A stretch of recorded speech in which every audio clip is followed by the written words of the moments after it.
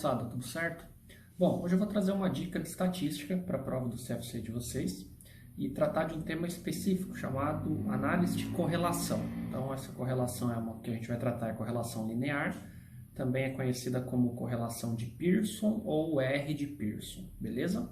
Bom, especificamente falando da correlação, a gente precisa entender de maneira geral o que significa e a que se refere a correlação.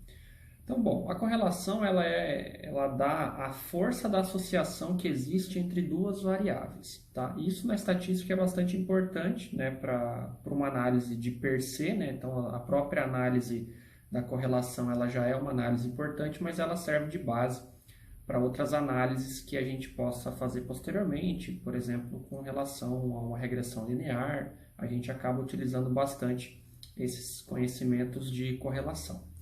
Então, vamos pensar o seguinte, a título de exemplo, né?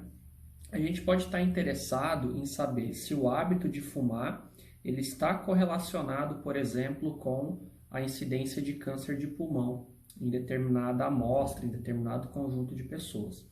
Então, uma vez que a gente empregue essa medida estatística, né, a correlação, o R de Pearson, a correlação de Pearson, a gente pode ter um número, né, um indicador que vai nos dizer, olha, o quão estão associadas, qual é a força da associação entre o hábito de fumar e a incidência de câncer de pulmão, por exemplo.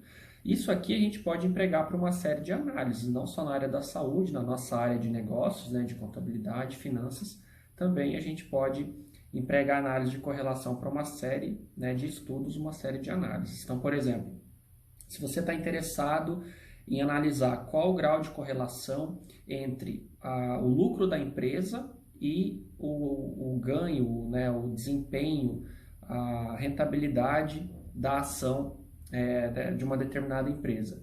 Então, você pode fazer uma análise por meio da correlação. Então, olha, né, por exemplo, a empresa mais lucrativa, ela tem um retorno de ações mais alto, então você pode estabelecer uma métrica em relação a isso, né, por meio da força da associação entre essas variáveis.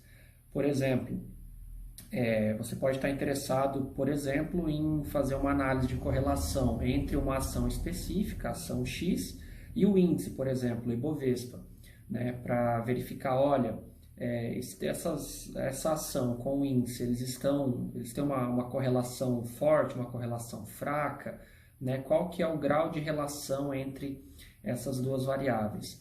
E uma vez que você pode estar interessado, por exemplo, nessa análise específica de correlação entre uma ação e o índice, por exemplo, para você fazer um hedge. Então, você pode estar interessado em estudar, em identificar ações que têm uma correlação negativa com o índice, por exemplo, né, para gerar uma espécie de proteção para sua carteira, enfim, tem N aplicações que a gente pode fazer uso por meio da correlação. Então, ou seja, né, recapitulando, o grau de correlação, né, o índice de correlação, o R de Pearson, né, a correlação de maneira geral, ela mede exatamente a força de associação, né, o grau de associação entre duas variáveis. E esse indicador ele vai de -1 até +1. Então, né, de -1 até +1 é o intervalo de medida da correlação linear, beleza? Bom, quando a gente tem a correlação, seja ela positiva, né, +1 ou negativa, -1, quanto mais próxima de 1, mais forte é a correlação. Tá? Então, se você tem, por exemplo, um coeficiente de correlação entre duas variáveis, né, por exemplo, de 0,90 positivo, você tem uma correlação muito forte entre elas. Então, isso significa que quando uma variável se move para uma determinada direção, a outra variável costuma acompanhar, né, muito de perto o movimento dessa variável. Se você, por exemplo, tiver uma correlação próxima de -1, né, então menos 0,95, por exemplo, você vai ter que, enquanto o valor de uma determinada variável sobe, o da outra desce. Então, elas caminham em sentido contrário. Tá? Então, sempre que o coeficiente de correlação ele for, né, próximo de 1 positivo, elas caminham para o mesmo lugar. Enquanto uma sobe, a outra sobe também. Né? Se o coeficiente de correlação for negativo, enquanto uma sobe, a outra desce. E se a correlação, o coeficiente for próximo de zero, indica que, né, as variáveis que você está testando, está analisando, elas não têm uma correlação desprezível, tá? Daí, claro, nesse intervalo de -1 até +1, a literatura vai classificar, olha, o que é uma correlação fraca, uma correlação média, uma correlação forte, dependendo do autor, ele vai estabelecer níveis nisso, tá? Então, mas o que você precisa saber para a prova? Correlação próxima de -1 ou próxima de +1, uma correlação forte, né? Então, 0,8, 0,9 ou até mesmo 1, seja positivo ou negativo, correlação forte. Daí, para baixo disso, você já vai ter níveis ali intermediários e, enfim, níveis fracos de correlação. E se tiver muito próximo de zero ou zero, a correlação entre as variáveis, correlação nula, não existe correlação entre elas. Beleza? Bom, vamos dar uma olhadinha como que o CFC ele vem cobrando essas questões de estatística, especificamente essa de correlação na prova. Vamos dar uma olhada lá. Tudo bem, moçada? Estou aqui com a questão 31 do exame 2018-02. Diz o seguinte: durante todo o mês de julho de 18, a Sociedade Empresária Alfa realizou pesquisa diária visando medir a força relativa da relação linear entre o número de acessos ao seu site na internet e o volume de vendas em reais do seu produto A. Sabe-se que os dados amostrais obtidos para os 4 primeiros dias da pesquisa foram os seguintes. Então, a gente tem aqui os dias, o número de acessos ao site e o volume de vendas do produto A. Considerando-se apenas as informações apresentadas, qual das alternativas a seguir apresenta o valor que mais se aproxima do coeficiente de correlação, o R de Pearson, existente entre o número de acessos ao site e o volume de vendas do produto A nos 4 primeiros dias? Bom, se você conhece o básico do índice de correlação, do coeficiente de correlação, você não precisa fazer conta nenhuma. Você já sabe que a única resposta possível é a letra A, beleza? Por quê? Porque o coeficiente de correlação ele oscila de -1 até +1, né? Até 1. Então, não tem coeficiente de correlação, né, com valores 4, 9 e 18. Então, você já responderia tranquilamente a letra A e seguiria a vida para a próxima questão, beleza? Bom, mas claro, como o nosso objetivo aqui é didático, então a gente vai fazer o cálculo, né, do coeficiente de correlação e verificar se realmente a gente chega nesse resultado aqui. E claro, aqui eu vou fazer na mão, porque vocês só vão ter acesso a uma calculadora lá. Então a gente vai fazer na mão mesmo esse cálculo. E depois eu vou fazer no Excel só para mostrar como leva 1 segundo para fazer no Excel, uma vez que você pudesse ter acesso a isso, né? Na prova não pode, mas a gente vai fazer. Então vamos lá. Então a correlação que a equação da correlação que a gente vai usar é essa equação aqui, tá? Então vejam o R aqui, né? Então por isso que o nome também é designado como R de Pearson. Ele é dado pelo somatório, né, do seguinte procedimento: xi, ou seja, cada observação menos x barra, que é a sua média, multiplicado por yi menos y barra, ou seja, cada observação y menos a sua média. Então, tudo isso dividido pela raiz quadrada do somatório de xi menos x barra ao quadrado, né, multiplicado por yi menos y barra também ao quadrado, beleza? Então, bom, vamos fazer o cálculo aqui, passo a passo, né, com base na equação, para a gente responder adequadamente o que a questão está pedindo e verificar se a gente chega naquela resposta que é o gabarito, numa correlação perfeita, né, correlação 1. Então, eu vou inserir algumas colunas aqui para a gente facilitar o nosso trabalho, que a gente vai precisar de mais espaço aqui para fazer os cálculos. Então eu vou inserir aqui, porque a gente vai fazer na mão, como, né, vocês lá na prova que só vão ter acesso a uma calculadora. Então a gente vai simular uma situação de prova aí de verdade para a gente chegar na resposta junto e vocês conseguirem acompanhar e posteriormente tiver que fazer essa análise que vocês consigam, beleza? Tudo bem. Então vamos lá, vamos por partes aqui na equação. Então, a gente precisa, primeiro, de uma média desses valores aqui, né, do número de acessos e do volume de vendas. Então, eu vou inserir uma linha aqui embaixo linha abaixo, beleza. Então, eu vou chamar esse número de acessos aqui de variável x e vou chamar esse volume de vendas aqui de variável y, beleza? Então, eu quero uma média disso aqui. Então, eu vou puxar uma média. Bom, então vamos lá. Deixa eu abrir uma calculadora. Então, a gente tem aqui 17 mais 19 dividido por 4. Então, a média da variável x é 9. Variável y, 24 mais...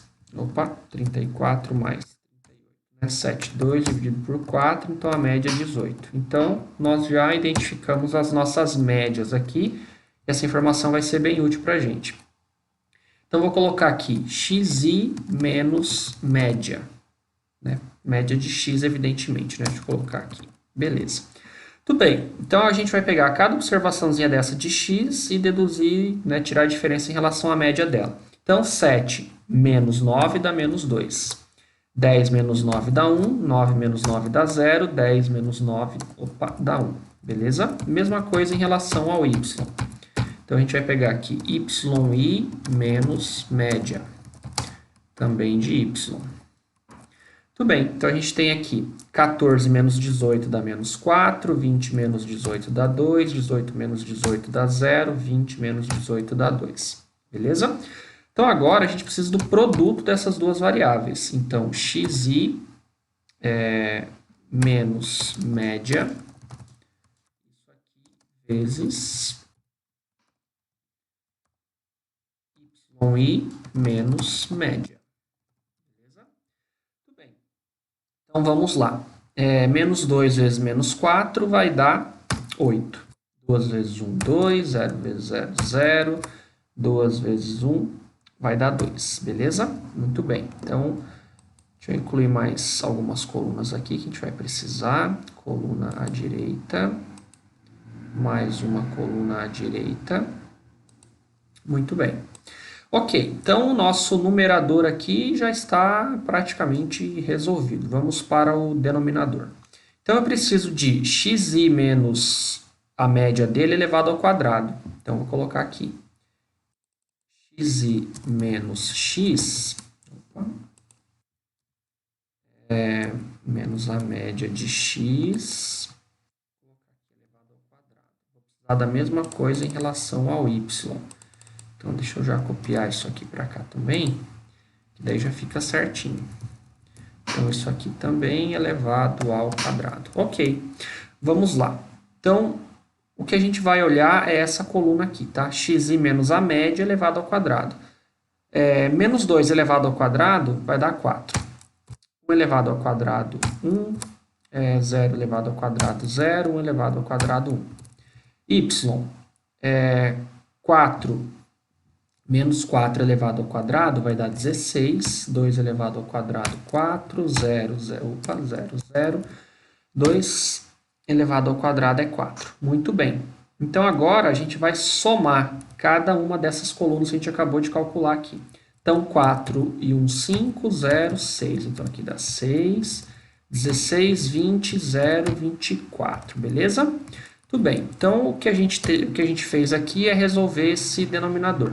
Então, ainda não, né? Ainda falta a gente multiplicar os valores, mas a gente já conseguiu resolver aqui o xi menos o x barra ao quadrado, puxamos uma soma, yi menos y barra ao quadrado. Ok. Então, agora a gente vai, não precisa nem incluir mais uma coluna, posso colocar aqui embaixo mesmo.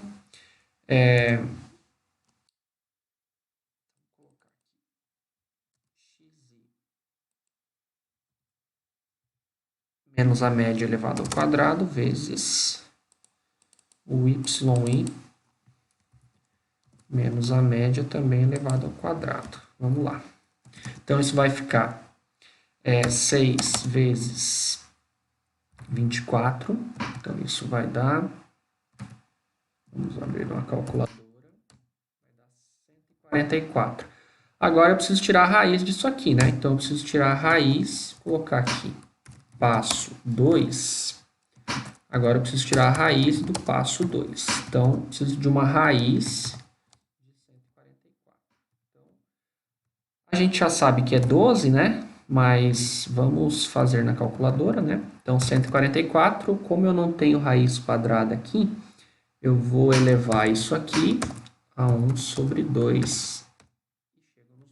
Beleza? Então, a nossa raiz de 144 é igual a 12. Ok. Então, agora, o que a gente tem?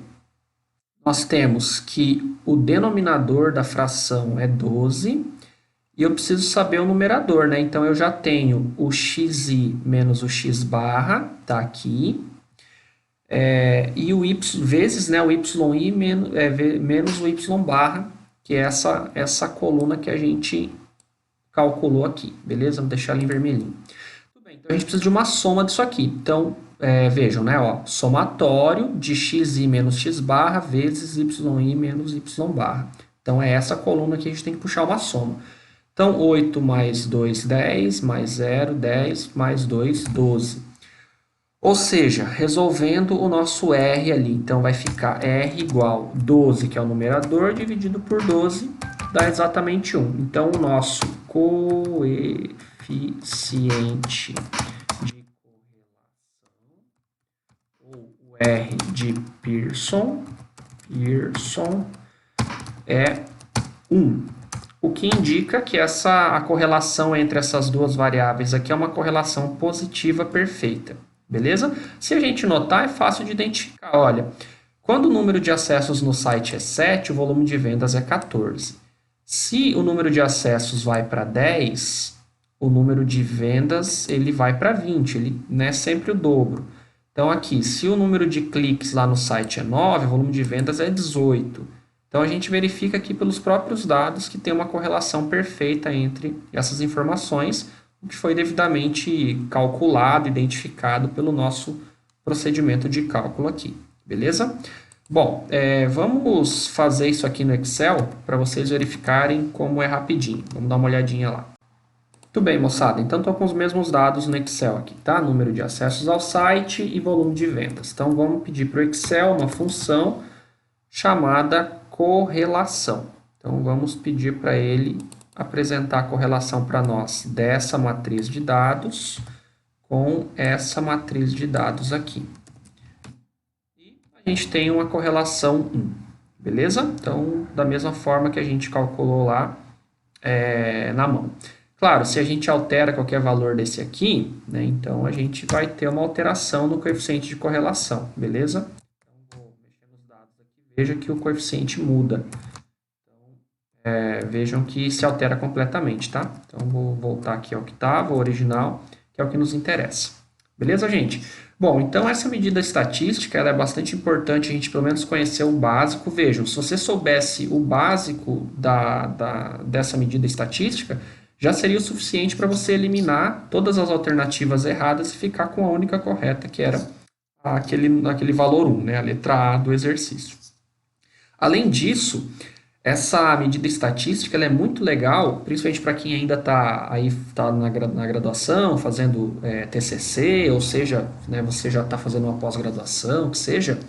Essa medida estatística ela é muito útil para dar um up aí nas suas pesquisas, para você fazer um artigo, para você fazer um TCC com uma análise quantitativa legal.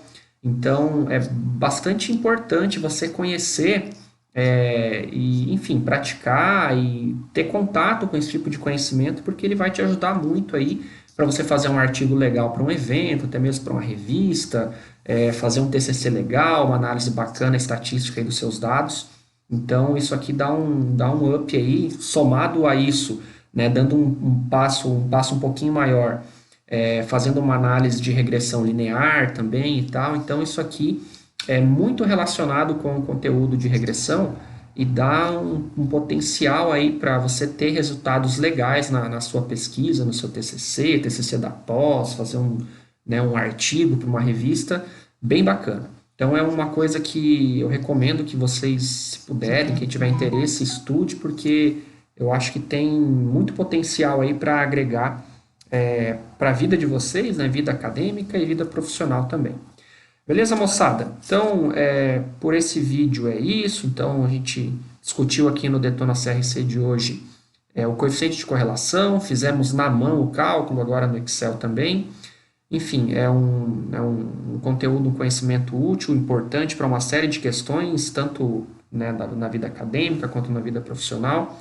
É um vídeo um pouco mais longo, mas foi necessário para a gente conseguir compreender melhor. Caso tenha ficado alguma dúvida, deixe aí nos comentários. Se tiver alguma sugestão de tema também, deixe aí nos comentários. Enfim, né? Por hoje é isso. Então, bons estudos aí para vocês. Qualquer dúvida, entre em contato. E é isso. Valeu, moçada. Um abraço aí. Até mais.